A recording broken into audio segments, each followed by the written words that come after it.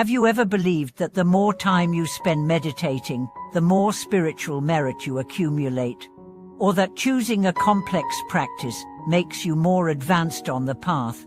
What if I told you that neither time or technique is the true measure of your spiritual success? Welcome back to the channel. Today, we are going to break down a concept that could redefine your understanding of spiritual practice and illuminate the real secret behind accumulating boundless merit. There's a profound teaching passed down by generations of masters that answers the question, what truly determines the value of your cultivation? It isn't how long you sit. It isn't how many mantras you recite. It's not even the lineage or the method you choose. The answer lies in two simple, powerful words: sincerity and respect. That's it. But don't let their simplicity fool you. These two inner qualities are so powerful that they can transform even the smallest gesture into a sacred act. A single prostration made with sincere devotion can generate more merit than 100 performed mechanically. One heartfelt recitation of a Buddha's name can outweigh hours of chanting done with a distracted mind. Let's take a closer look at why. Since right is the alignment of your heart with your action. It's the inner fire that burns away pretense, pride, and doubt. When you approach your practice sincerely, you are not trying to perform. You're not doing it for appearances, not because others expect it, not to seek blessings in a transactional way. You are doing it because your soul yearns for truth, because you want to connect, because you know, deep down, that this is your path. Respect, on the other hand, is the posture of the heart. It's how you regard the teachings, the teachers, the sacred objects, and even yourself. Respect is bowing not just with your body, but with your entire being.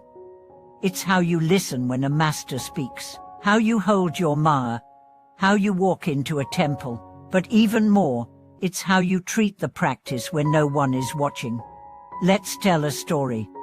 There once was a young woman who visited a monastery every morning. She couldn't stay long, just 10 minutes before work. Each day, she brought a single flower, placed it before the Buddha, bowed 3 times, and whispered a prayer.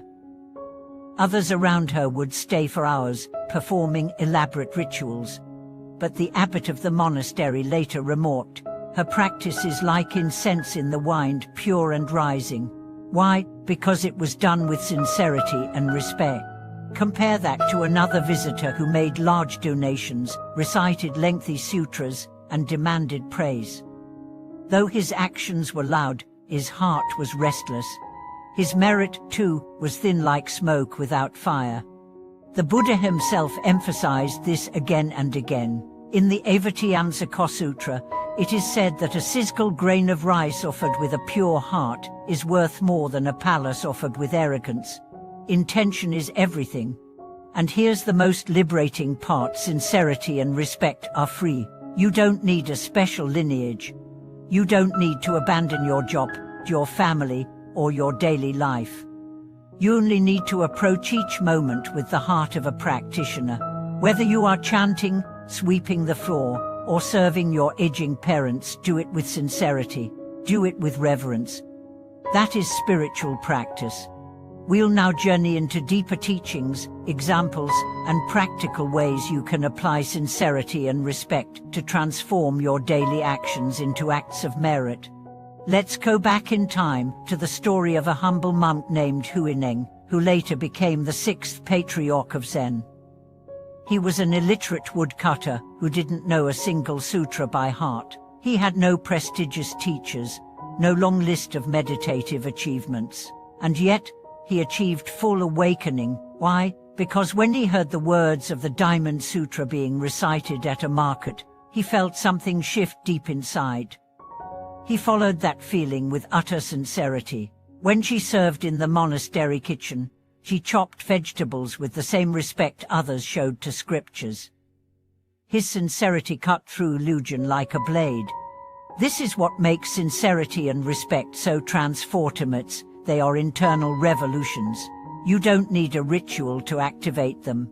You don't even need words. When your heart bows, your whole being changes. You become aligned, and that alignment has power. Think of your life as a temple. Your body is the altar, your breath is the incense, your actions are the offerings. In such a view, even the smallest gestures can become sacred if performed with the right heart. You could be walking through a crowded city street, yet your steps carry the grace of pilgrimage. You could be washing dishes, but if you do so with mindfulness and gratitude, you are purifying karma. You could be listening to a crying child, and if your heart is open, you are hearing the cries of all sentient beings. A layman once approached a venerable master and said, "I've been practicing for years. I've recited 10,000 sutras, burned 100,000 sticks of incense. Why do I still feel empty?" The master replied, "Because you have not truly bowed once.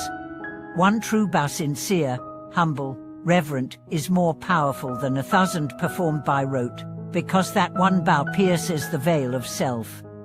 That one bow breaks through the illusion that you are separate from the sacred." Sincerity and respect are not just emotions. They are spiritual technologies. When practiced daily, they refine your energy, purify your mind, and attract blessings.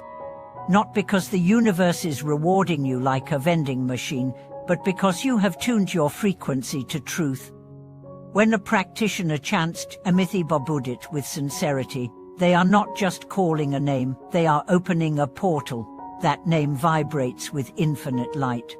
If your heart is pure, even a single recitation can light up lifetimes of darkness. But if you chant mechanically, thinking only of outcomes, "If I recite this 1,000 times, I'll get what I want," you are not practicing. You are bargaining, and the universe does not respond to deals. It responds to depth. Master Zuyan, who lived to be over 120 years old, once sat in meditation without food or water for days, driven not by discipline, but by devotion.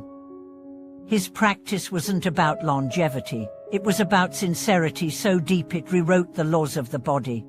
And yet, the same level of sincerity can be found in a farmer who recites the Buddha's name while sowing seeds, or in a mother who sings mantras while rocking her child. It is not about place, role, or reputation. It is about purity of intent. Now let's turn inward. Ask yourself, when was the last time you truly practiced with sincerity? When was the last time you felt awe in the presence of the Dharma? When you lit that stick of incense, did you remember its symbolism? When you bowed, did your ego bow too? Don't rush to answer. Just reflect, and then begin again, with fresh eyes, with a soft heart, with reverence. Make sincerity your guide.